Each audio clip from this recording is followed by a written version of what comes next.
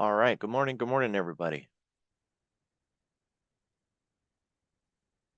We've got some good data coming today, or at least data that can rock the market. Spot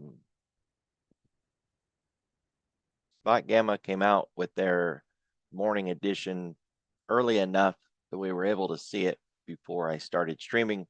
And their take is we have a path higher into resistance, but they still expect to roll over at that resistance and move back down into our previous low and or even lower than that. And if you haven't read the AM edition yet, just take a look at it.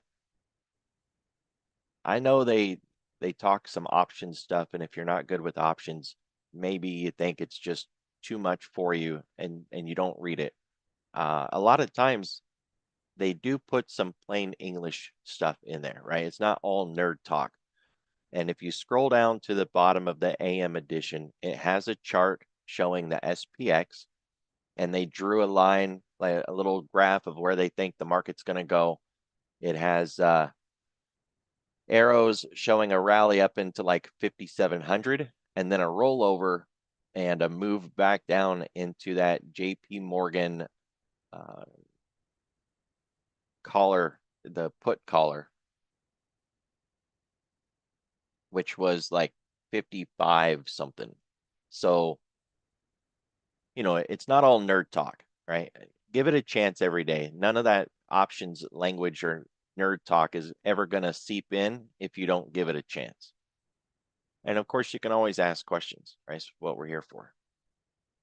So looking at what's going on around the world, we have a mixed bag, some red, some green.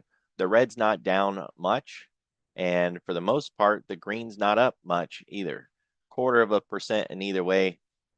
Market's just waiting on this data. We've got inflation data today and we have jobs data today. And, it's not the big stuff. It's just more stuff, right? This isn't the non-farm payrolls. It's just initial jobless claims, but anything connected to job numbers is important. And remember, we're all still waiting for the government layoffs to start filtering into the unemployment numbers. And there are triggers for these funds that we call non-discretionary trading funds. They're not like you and me, where they have a vote or an opinion and they perform technical analysis and try to catch momentum off support. They don't do that stuff. They're non-discretionary. They have very systematic rules in place. Things like job numbers and VIX levels will make them trade. They'll get in, they'll get out, they'll adjust the size of their positions. Job numbers can trigger selling in those sort of non-discretionary funds. So definitely want to keep an eye on the job numbers, because if it reaches a certain level, it will force selling. CTA positioning continues to collapse. See if I can get this picture to show up.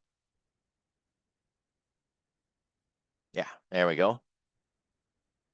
So we're looking at the SPX in white versus CTA positioning in green. You can see that the CTA funds are continuing to liquidate positions. That does not look like it's turning around even a little bit, right? And if they're not turning around, the S&P isn't turning around. So can we bounce? Sure. Yeah, absolutely. We can bounce, but it's just a bounce. I continue to argue that none of this is done yet. And if we come up off of these lows, it's just another opportunity to sell the rip. All right.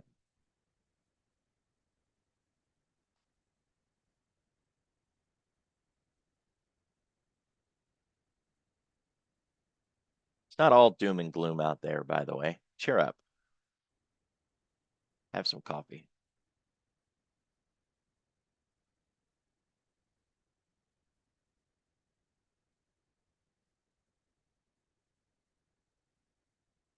We are going to get additional auctions today as well. So at 1 o'clock, we have the 30-year. There's a few of those bonds that really get my attention. The 10, and the 30 are two of those that I consider near and dear to my heart. The 30-year today at 1 o'clock, you're going to want to pay attention to this. I know it doesn't show it as a high impact. I know most people don't even mention these things. They don't look at them. They don't talk about them, but I do. And I don't waste my time on stuff that I don't feel is relevant or that I don't think is going to help. This one's important. A lot of times we're going to get this number and nothing happens. It's just same old, same old. It's like it never even was an event on the day. But there's rare occasions we get this number and oh my goodness, everything changes. So watch the clock, right? Everybody's got a clock. It's cheap. It's free. Doesn't cost you anything to just keep an eye on the time. Watch out for 1 o'clock today.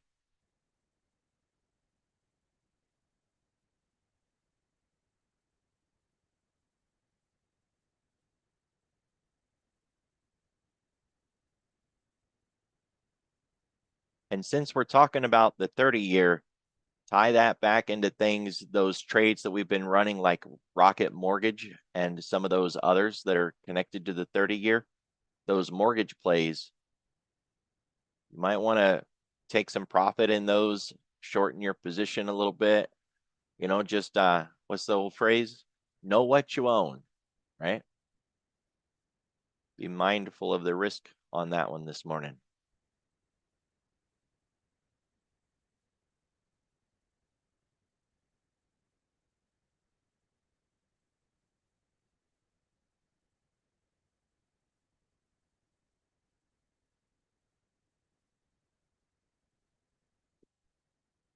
The options levels didn't change very much.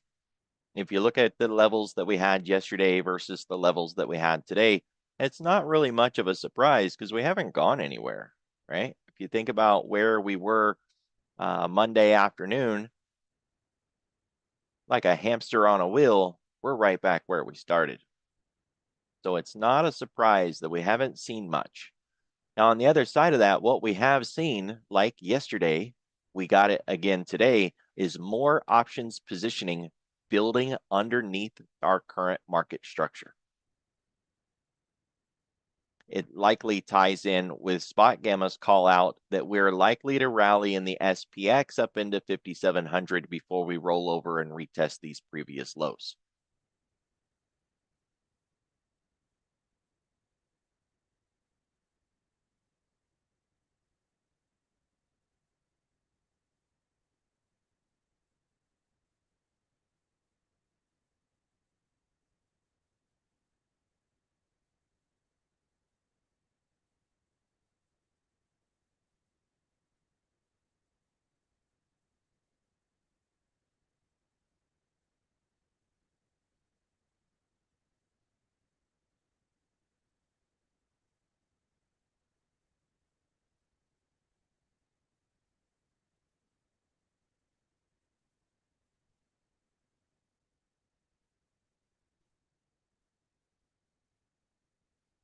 What's the matter with you, Sassy?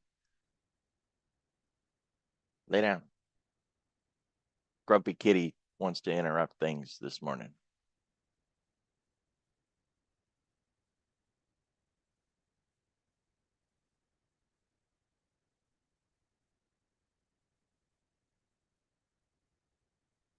All right, so we're looking at the floor pivot today. I can't see through you, right? Settle down, lay back, relax. The floor pivot's a little higher than yesterday's pivot. Price opened underneath it. One of those is bullish, the other is bearish. They kind of cancel each other out. The width of the channel today is very similar to the width yesterday.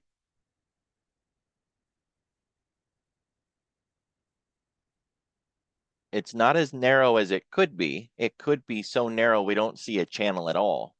But it's more narrow than, you know, some of these really wide ones we've had in the past. A narrow channel implies that if we break out, the breakout can grow legs and we can really run. When it comes to that sort of thinking, I do like the channel to be really narrow. So narrow that all you see is that purple line. And we don't have that. We are in a heavy negative gamma environment, which implies if we do break out, we're likely to grow legs and run. The channel doesn't make price do anything. So while we consider the size of the channel and where it's located in relation to yesterday's channel, still it's helping us understand what to expect on a breakout. It's not making price break out. There's a big distinction between those two.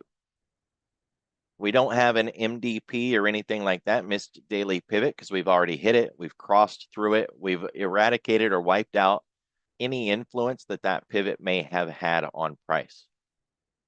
Now, since we've held this range for a few days, one of the things we have to be mindful of is the SNR levels.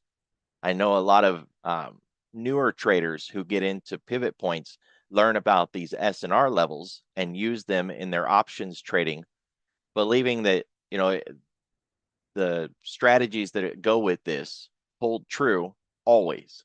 And unfortunately, that's not the case. If they get really narrow, the strategies that use the R1 for an S2 or an S1 for an R2, those plays, they don't work as good if everything has contracted and they're very narrow. They're really tightly pressed together. So I'm just trying to spread this out a little bit to where we can see sometimes the ranges on this can be really wide, but sometimes they can be really narrow.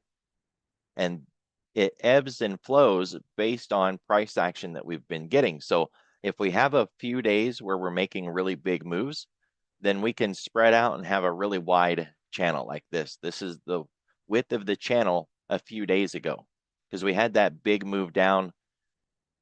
And so it spread out the floor pivots. But if we lay that over what we have right now, you can see that the current floor pivot and its levels, it's much more compressed now. It would be a lot easier to get to an S1 or an R1 from here than it would have been back here on Tuesday after that big move we had on Monday. So the longer we stay sideways, the more this is going to contract. And then at some point, we're going to break through it and really expand again. And that's going to catch people off guard. We are IX10 at this point. So we have inside day. That's just when the next day's price is inside the previous day's range. We go IX10 when it's more than one day. So Tuesday is the control candle. Wednesday is the inside day. Now here it is, Thursday, we're building out an IX10. An argument can be made that Monday was actually the control candle. The problem with that argument is if we're looking at inside day logic and IX10 strategies, we want a narrow range system. Compression is key. If we're using a wide bar, then there's not much compression. Having said that, if we're looking at what's in control or who's the boss, that's Monday. Monday is the boss. It's Monday's low. We keep getting defended along that low. We keep getting bid back up every time we get below it. So that's the structure. That's where all the work is getting done. And at some point, you have to wonder, is there anybody left down here? Every time we get down into that level, they buy it back up. So call it liquidity, call it exit liquidity. When we go down there, there's traders willing to pick it up. At some point, they're going to get exhausted. They're going to be done picking up however much they want to pick up. They just won't be there. There won't be any buying left at that spot. And then what? This comes back to the old adage, first we bounce, then we break. So sure, we came down, we had a nice run to the downside, we've bounced up. It's possible now that we continue the move lower. There's a form of technical analysis called OCR, one candle reversal. And in that style of technical analysis, each one of these candles is like a range of candles. So Here I've got a collection of candles to the downside. That's the normal, typical way of doing technical analysis. But if you imagine that entire run being represented in a single candle, then you'd start to get into the logic of an OCR style analysis. It's not too complex, right? Think of this one bar here. That's yesterday's price action. And on the left, we can see a collection of candles that formed that one day. Stick with me. I know this is like Captain Obvious stuff. One bar can represent an entire range of candles. In OCR style analysis, if every one of these candles is considered something as big as an entire run like this, then we can readjust how we're analyzing all of this. This was the run down. First we bounce, and then we break. We had another run down. First we bounce, then we break. Now we don't have the break yet. This candle that we are on this morning is today's price action, but that'd be what we're looking for. The same thing that we had back here, which was also an IX10 pattern. We were stuck inside of that day. That was the boss that formed the range. We stayed in that range, and then we moved on. Now, when we moved on, we didn't get very far. We were in this range for 3 days. And then we moved again. And we've been in this range now. Start to get the idea, right? So the clock is ticking. We will leave this range. That is guaranteed. It's the only thing that's guaranteed about price is that it will continue to move. No promises on direction, although Spot Gamma lined us out really well, suggesting that it's going to be a pop to the upside first into something like the 5,700 area before we roll over and retest the previous 550 area. And even they don't know or didn't say if they think we're going to break that 550 and continue to go lower.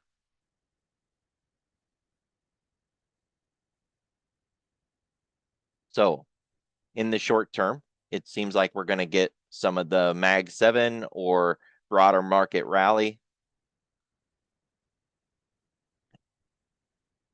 The resistance that Spot Gamma noted around 5,700, that can disappear between now and the time we get there so that we can actually run right through 5,700. That's always possible.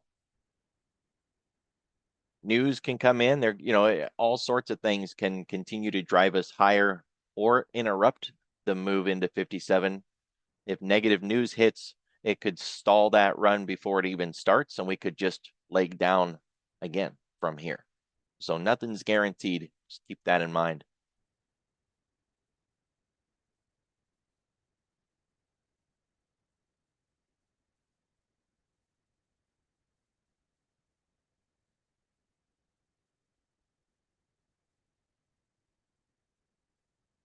We still have a really wide profile for the week. We're back below the point of control.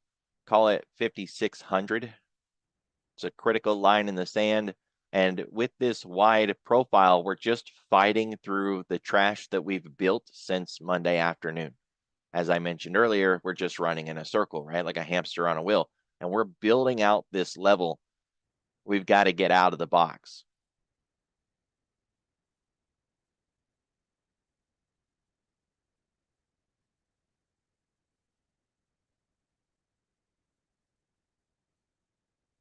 Because we've gone sideways for a few days, the ADR has started to normalize. It's a little smaller than it has been. We're really close to being flat, slightly down on the day, 0.25%, but not much. This market is waiting on something. Maybe it's waiting on the CPI data today. Maybe it's the job numbers. Maybe it's the government shutdown that's looming for tomorrow afternoon. We don't know. We can say they're not hedging yet. So whatever concern it is, they're either so heavily hedged at this point that they didn't bother to add any additional hedges, or the thing that they're waiting on isn't a threat to them. They just don't want to participate until after it happens. One of those two. But we can say they're not hedging yet. Additional hedging. They're always hedged, right?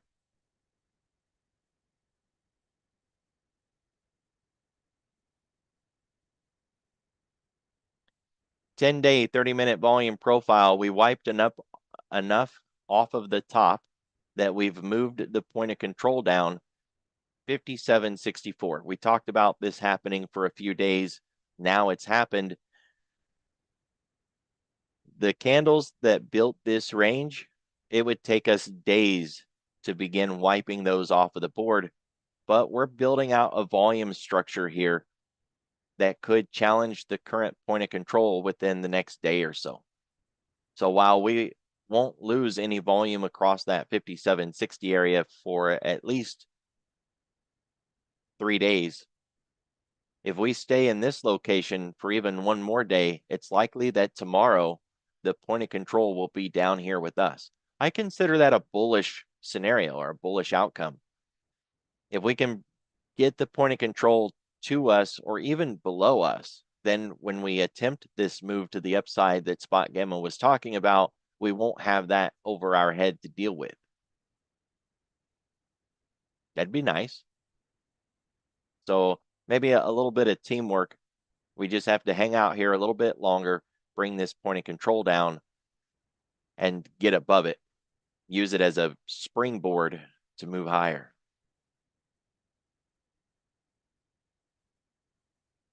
5-day, 5-minute volume profile at TPO.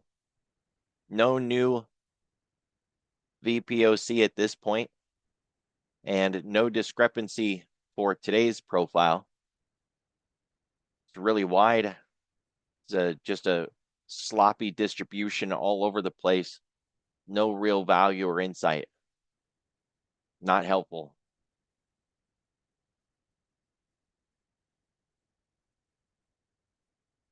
We are outside the range still for the week, which makes sense because we've been IX10 now. So we would have to get back above 56.58 to be inside the box. We expect to be inside the box at the end of the week because it's what price does. There's a 70% chance that we'll close inside that box. If it was just any normal regular market, since it's the S&P, we actually have about an 80% chance of closing inside that box. However, when things get violent and we have wide volatility structures and we are missing our targets often, the chances of us not being in that box go up a lot. So what I do is I use tens because tens are really easy to turn into percents. So if I count back over the last 10 weeks, I look at how many times at the end of the week price was outside of that box. And if I count more than 3 out of those 10, then I know that we're breaking our 70% number. This week right here that I just highlighted, that was a week where we ended the week outside the box. There was another one the very next week. This week we closed outside the box. And there was a week in front of it where we closed outside the box. Now, to be fair, I'm usually picky about this. I don't like to use short weeks. This was a short week. There was only 4 days. That was a short week. There was only 4 days. I don't generally like to count those, but if you're just doing this quickly, then it doesn't really matter, about getting too picky about it. This is a week that we closed outside the box. It also happens to be one of those short weeks.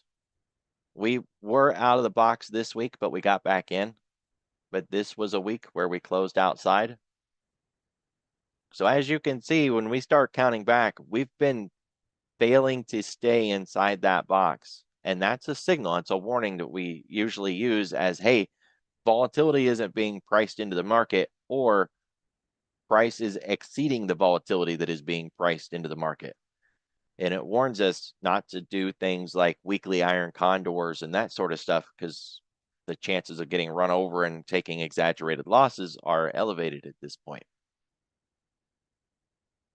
And we haven't done weekly irons since COVID because the pricing model has been broke since then. Better off doing like double diagonals along those levels or double calendars. I like the diagonals better. We're still more than 5% below the 10-week.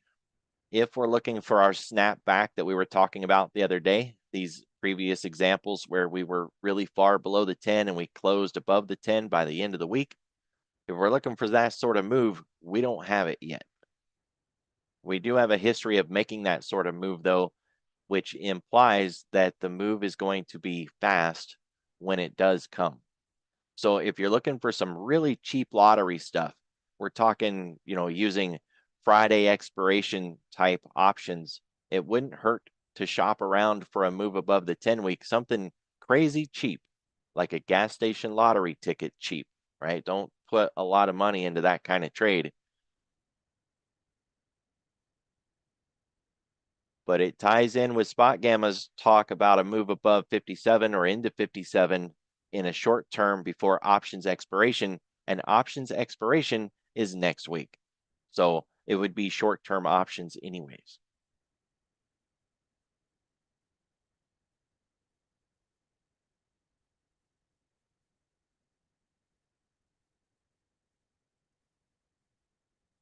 Looking at the 10-day, we're still under the 2% level. So we are more than 2% away from the 10-day moving average. We need to get that changed.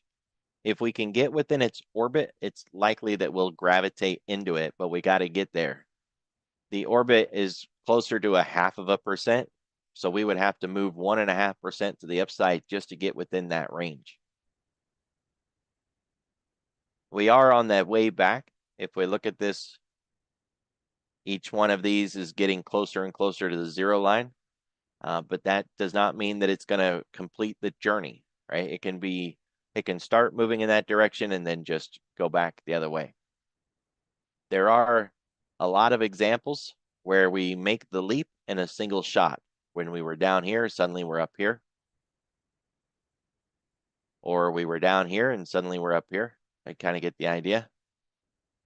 So even if it is extreme, we can end up on the other side of it by the end of a single day. That's just S&P and its wild moves that it can make.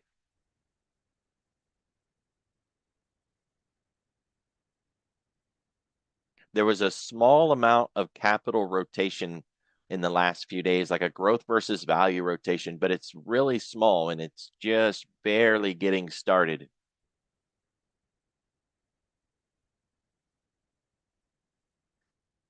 It's a little nerdy, but this is the QQQ weighted versus unweighted in a ratio, and then I just laid the Qs on top of it so we can see it. Since the day before Christmas, the Mag 7 has been underperforming the rest of the Qs.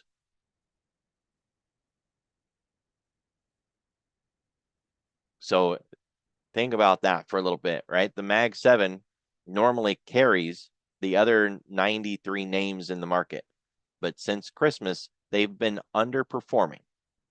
Well, if we zoom in a little bit, we can see that it's getting a move back in the other direction. That is the little bit of growth versus value that I was just talking about.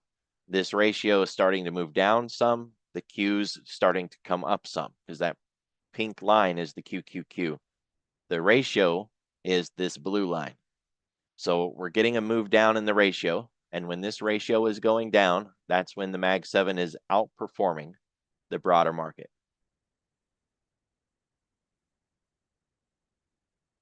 Then we have this growth versus value and this little bitty move here to the upside. It's just really small. We're just getting started. So here's two different growth versus value ratios. The one on the left is really good at tracking the Mag 7. The one on the right is just much better at a broader growth versus value concept. Both of those show that push to the upside over the last few days.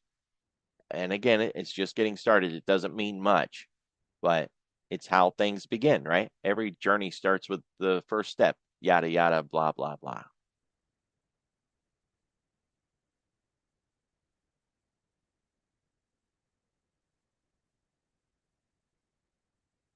So if we're going to get more of this rotation, you want to see those risk on sectors, the XLF, XLK, XLY, and names within them do better. The Mag 7 to do better, chips, communications,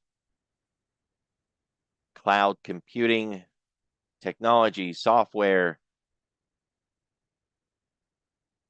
And we want to see less of staples, retail, healthcare, that sort of thing. Now we can get an all-inclusive everything rally, but I really don't think we're there yet.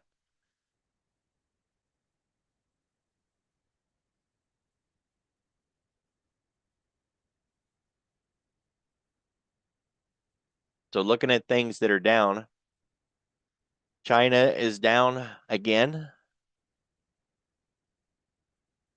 Like the top 4 positions I have that are down here is all China. MCHI, EEM, the KWEB group, Yen, all of those represent the China constituents. They're all down. Now the MAGS or the MAG 7 ETF also down, and my little homemade MAG 7 ETF is down. Looking at things that are up, the VIX, gold, gold miners. That's it. That's not going to cut it. And just to make things lively, Trump is threatening to hit the EU with more tariffs.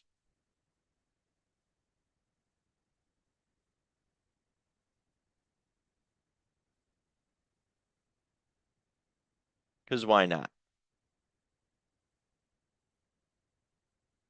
Gas station sushi? Sounds like a really bad idea, by the way. Unless you want a trip to the hospital. So we've got gold, pot stocks. Really, that's about it to the upside. That is not what you want a market to rally on. Industrials.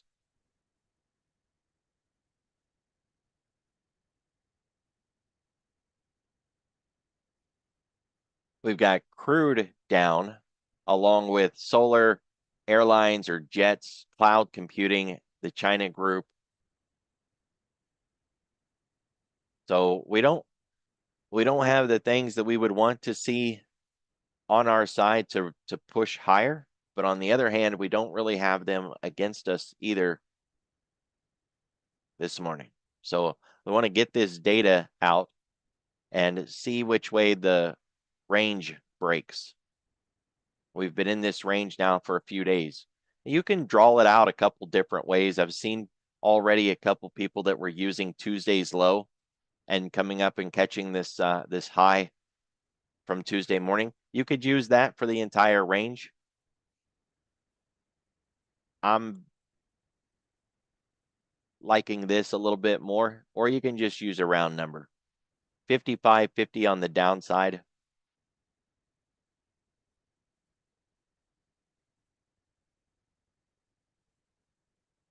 And 56.50 on the upside. That way you're not worried about, should I mark the wick? Should I not mark the wick? What about this big move from CPI? Just nice round numbers. There's your box. It's a 100-point range. GTFO, we got to get out of this box, right? It's really that simple.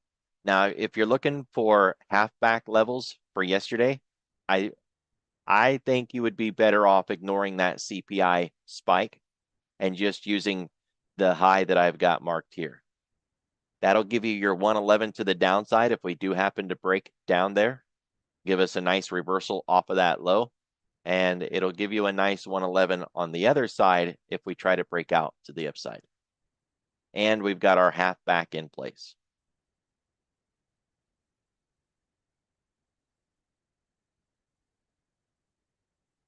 Cool, cool. Easy enough. Be careful, be safe, watch the news. 1 o'clock today. We got that 30-year. Don't let it slip by you or catch you unaware. I will see you all tomorrow.